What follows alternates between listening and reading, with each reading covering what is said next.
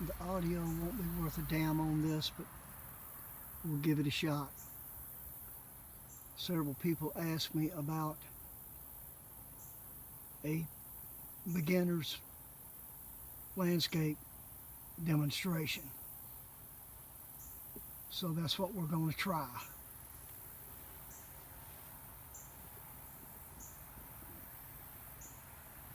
There's the landscape.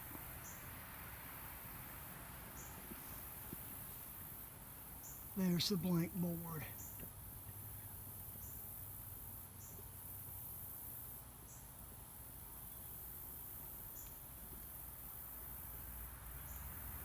We'll see what we can do. It's mid-afternoon, about 4 o'clock. If you feel it necessary to make some kind of construction lines for placement so that you don't get lost, that's fine. But use a non-photo blue pencil or stick your pinky in your yellow and make a few marks.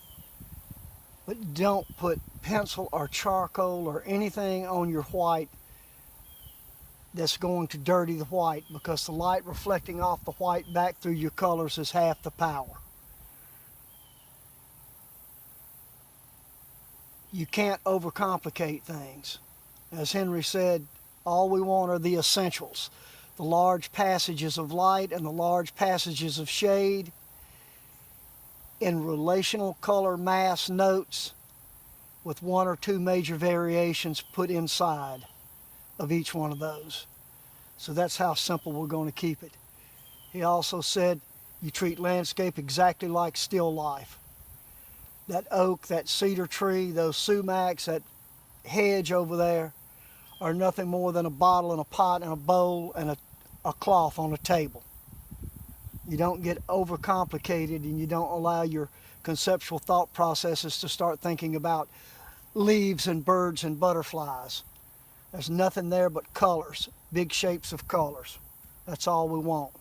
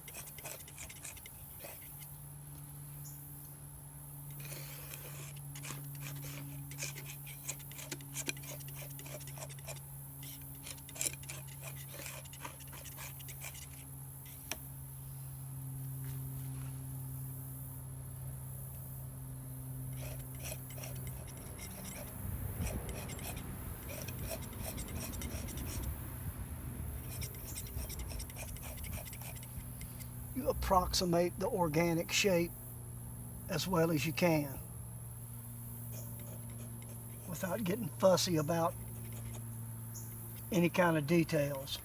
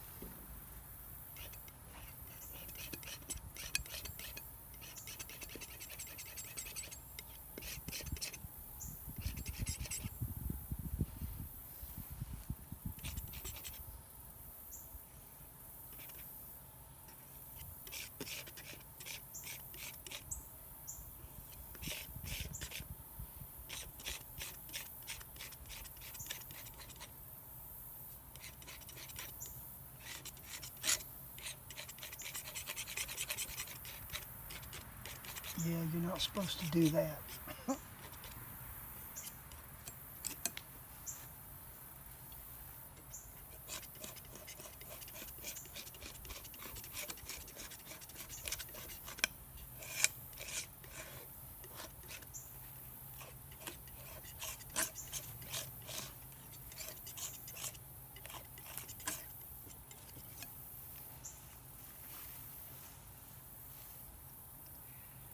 And that is the general layout of how you would do your landscape start. We'll consolidate all that and develop it a little further in a minute. So the question is, where did you get those colors? Well, I looked at every mass, every large passage of light, and every large chunk mass of shade, and let my eye dart from one to the other, to the other, to the other, to the other, to see what is unique about that particular note. Is there a color in that area that is nowhere else? Yeah, it's kind of a deep gray rose brown. Everything else seems to be a little bit more blue or green in the shade. Okay, then that gets to be the rose red brown. The other part gets to have a little bit cooler, bluer quality to the greenery in the shade. The light playing on the big oak compared to the ground was a warm red color, because the ground, not only with the grass but with the north sky reflecting into it, was a luminous, whatever the hell that is, blue, gray, green.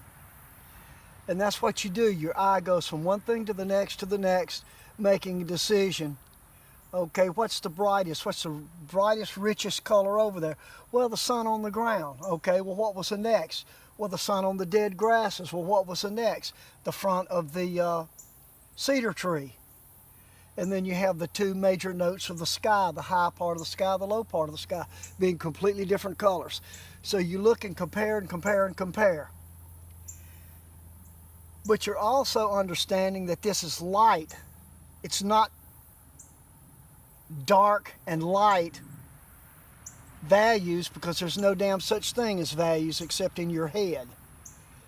It is different intensities of color and different depths of luminosity. Even the darkest part of the shade is lit, or you wouldn't be able to see it.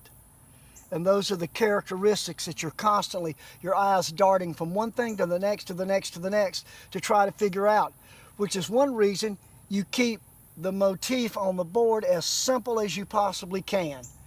You don't start trying to make damn twigs and branches and so forth and so on at this stage of the game. All we want are the large masses of light and shade as developed and as consolidated as possible to do several things. One's the light key, the other is different volumes in space at different distances from the eye. All those things have to be taken into consideration because of the color and the color relationships. It's not a damn drawing problem. We're drawing with shapes, we're not using conventional drawing. But any spatial depth has not one damn thing to do with drawing. It has to do with color recession. But that's a different story.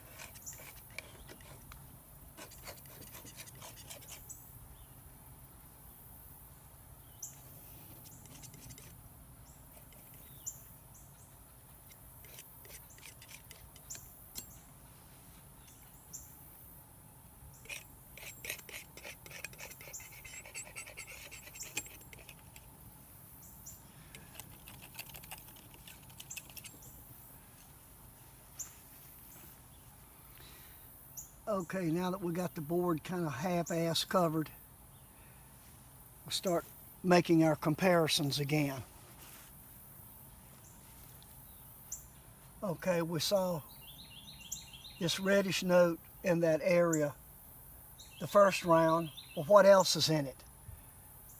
We saw this in the cedar the first round, but what else is in there? And that's what we do. We make a comparison, say, okay, it's got this bluish green, but what else is in there? And we try to modify that note so that it looks more like over there, but you don't want it getting muddy and gray. So you're not doing a whole lot of mixing. You're deciding, oh, okay, that's got a little bit more rose or quinacridone violet in it. So you mix up a little bit of quinacridone and a little bit of white till it's roughly the same intensity as the note that you already have. And you mix them together and you slightly change them. You pull it this way, you push it that way. You do everything incrementally. You don't go at it like a damn wild man, although sometimes that's necessary too.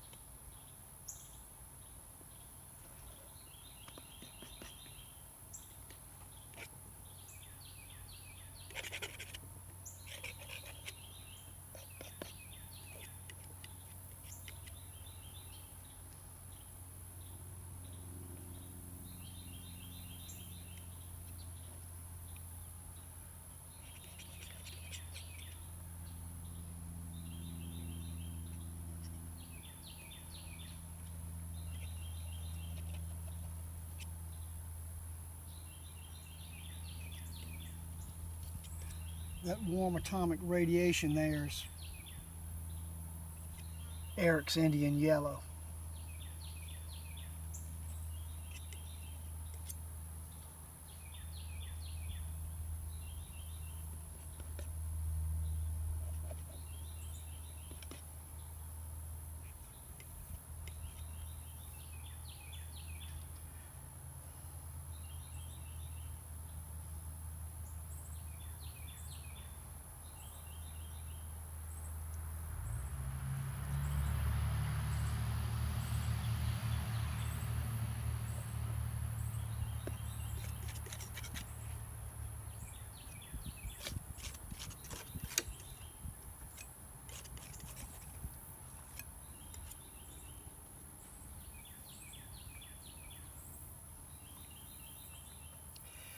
As you're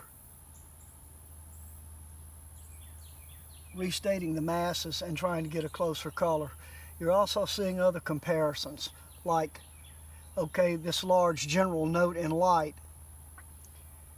Well, there's also an area that's more strongly lit than the general mass, like the top of it. Like in these trees over here, this area is more lit than most of the rest of this. This little bit on the front is a little bit more lit than the rest of it. In this general mass note of the shade, this area here is a little bit deeper than the rest of the mass. And in this note down here, the bottom half of it is deeper than the rest of the mass. Same over here, under the hedge.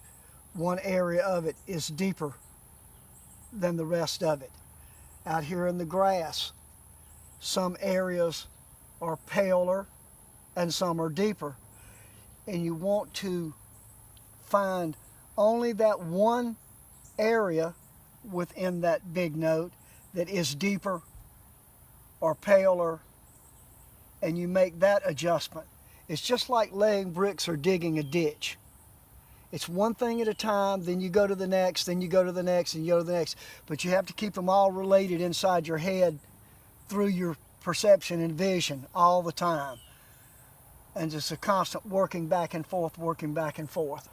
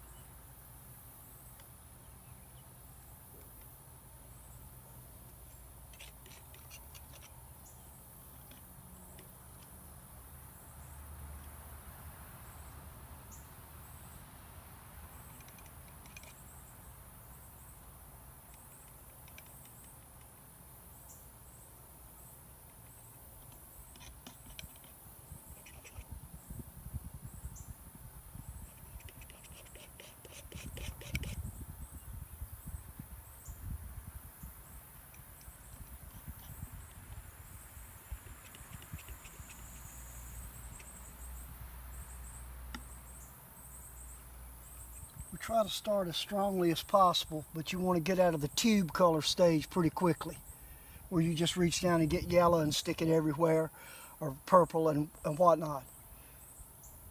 So the very first modification that Henry allowed us to do with the color was, as Sir Alfred E. said, qualify it with a little white. You take the note that you see up there, that blue, that purple, that green, and you decide, well, how luminous is it compared to everything else? Okay, it needs about that much white stirred in it. Put too much in it, it's washed out and it's wrong. Not enough in it, it's still too deeply rich color. So you're constantly having to adjust these things.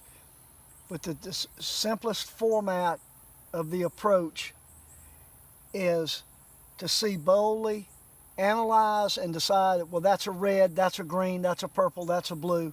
And then you choose that pigment off your palette, and then it has to be adjusted to the luminous quality that's out there.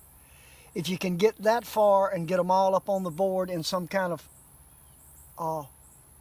natural order, then you'll be doing pretty damn good.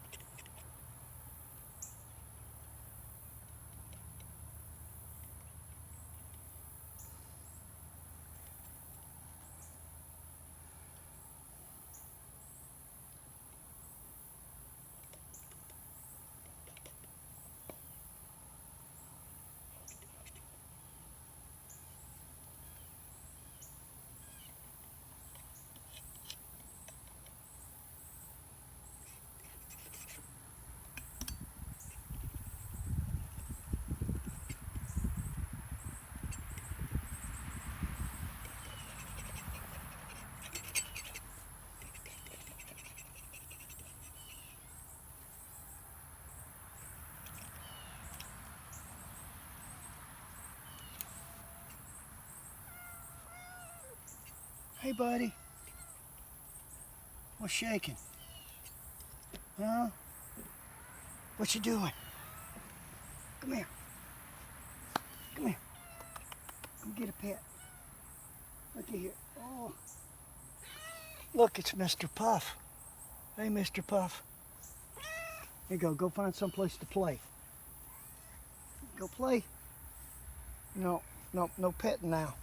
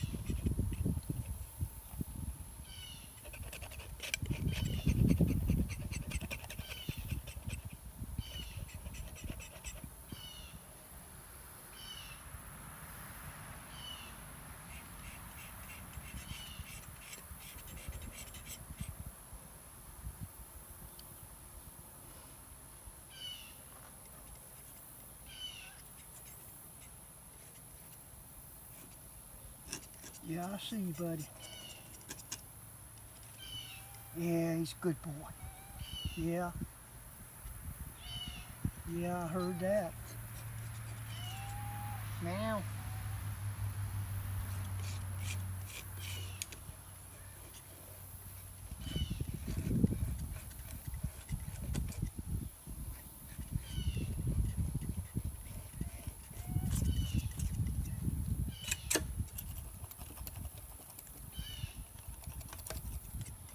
You want to flatten the paint. You don't want a bunch of damn ridges and glittery crap. no matter how sparkly and cute it looks. Get rid of it. You can't correct over that crap. You have to do your housekeeping every day at the end of a session.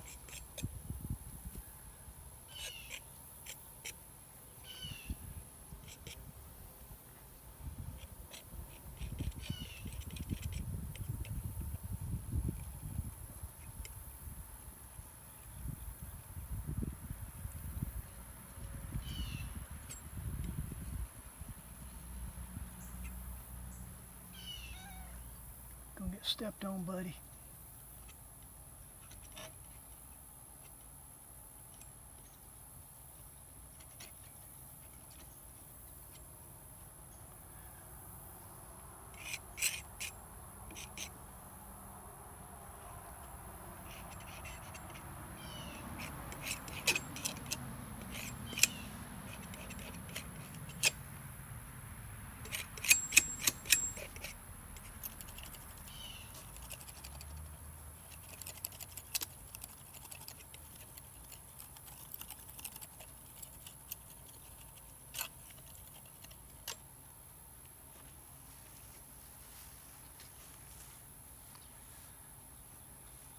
That's a start. We'll pull it out again tomorrow and restate it and put some major variations in it to start giving it a little bit of structure. Keep it simple.